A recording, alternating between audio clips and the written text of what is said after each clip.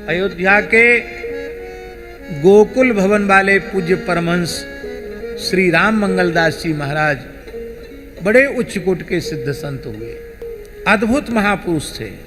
सदुक्कड़ी वाणी है उनकी, उनके अनुभव ग्रंथ, उनके द्वारा भक्तों के तमाम चरित्र लिखे गए हैं।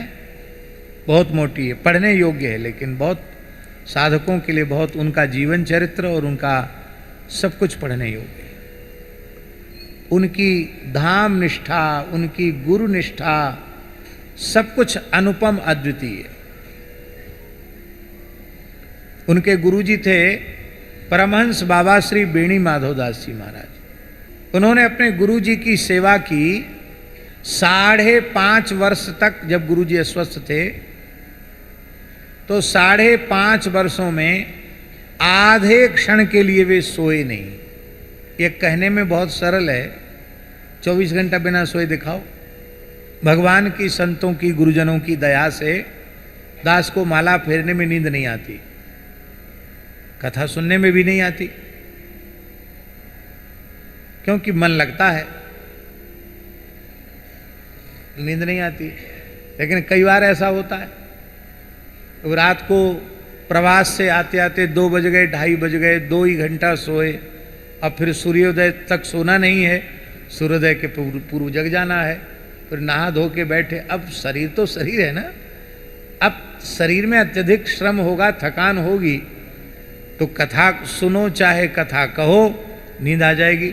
आपको सुनकर आश्चर्य होगा, एक बार दास को कथा कहते कहते नींद आ गई। विश्वास नहीं होगा लोगों, कथा कहते नींद आती है, कभी आई कभी कथा गए। खाक चौक में दास था उस समय, और कार्तिक मास चल रहा था, तो नित्य वृंदावन की परिक्रमा और ठाकुर जी की सेवा अपने हाथ से भगवान स्वीकार कर रहे थे। तो भगवान का स्नान आदि से लेके दोनों समय की आरती, भोग लगाना, सब पूरी सेवा मंदिर की दास के जो में थी, और शेष समय में विद्यार्थियों को पढ़ाना लिखाना। तो थोड़ी देर जितना हम पढ़े थे उतना हम वेद, कोई पढ़ने आता तो वेद पढ़ा देते थे, पंगत के पहले वेद पढ़ा देते, फिर थोड़ी देर व्याकरण पढ़ाते, फिर 1 घंटा भागवत पढ़ाते, और फिर थोड़ा वाल्मीकि का भी स्वाध्याय करते, और अंत में साधुओं को 5 बजे 6 बजे के करीब थोड़ी देर भक्तमाल, उसमें साधु लोग बैठ जाते थे। ऐसे दिन भर विश्राम नहीं। और कथा आ जाती तो फिर ज़्यादा कथा भी नहीं कहते थे उस समय, तो कथा आ जाती तो फिर उतने दिन के लिए पाठ बंद हो जाता। तो शरीर खूब श्रमित था, और लीलामाई सत्संग भवन में कथा चल रही थी। लीलामाई है ये बिहारी जी के पास में, ये लीलाबाई सत्संग भवन में कथा चल रही थी, सप्ताह कथा थी। और उस समय सप्ताह कथा भी 2 समय होती थी, तो 2 समय कथा कहना और फिर सब शरीर की सेवा। तो कथा कहते कहते हमको नींद आ गई। नींद ही नहीं आई, सपना भी आ गया।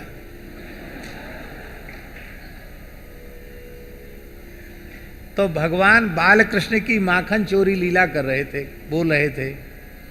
भागवत जी की कथा थी, ब्रज लीला कह रहे थे, और ऐसे ऐसे आंख बंद करके बोलते भी जा रहे। नींद आ गई। नींद आती स्वप्न शुरू हो गया। सपने में क्या शुरू हो गया कि श्री अयोध्या जी में सरयू जी के पुलिन में चारों लाल जी खेल रहे हैं। ये स्वप्न आया महाराज जी। तो हम वही वर्णन करने लगे जो दिख रहा था स्वप्न में। बहुत सुंदर अयोध्या जी, क्या कहें, मणिमयी अयोध्या जी हैं। सरयू जी का दिव्य पुलन है। श्री राम, लक्ष्मण, भरत, शत्रुघ्न सब बालकों के साथ खेल रहे हैं। बड़ी अद्भुत क्रीड़ा हो रही है, और आकाश में देवता सिद्ध भगवान की बाल लीला को देखकर आनंदित हो रहे हैं। अयोध्यावासी आनंदित हो रहे हैं। तो लोगों को बड़ा आश्चर्य हुआ कि अयोध्या और बाल लीला कहाँ से आ गई है ब्रज लीला में। तो हमारे बगल में त्यागी जी महात्मा हैं अभी भी। तो त्यागी जी, जब जो लोग श्रोताओं को आश्चर्यचकित हुए श्रोता, तो त्यागी जी ने हमको ऐसे थोड़ा सा घुटना हमारा ऐसे किया, बगल में ऐसे बैठे थे, उन्होंने ऐसे किया। महाराज जी क्या बोल रहे हैं? हमने कह रहे हम तो सो गए थे। तो सब हंसते हंसते लोटपोट हो गए। तो अतिश्रम के कारण।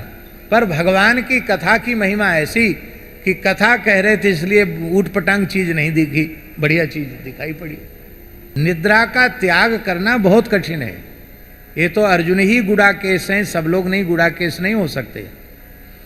तो राम मंगल दास जी महाराज 5.5 वर्ष तक नहीं सोए। और उनके गुरुदेव ने कहा, श्री बाबा परमहंस बाबा माधव बेणी माधव दास जी ने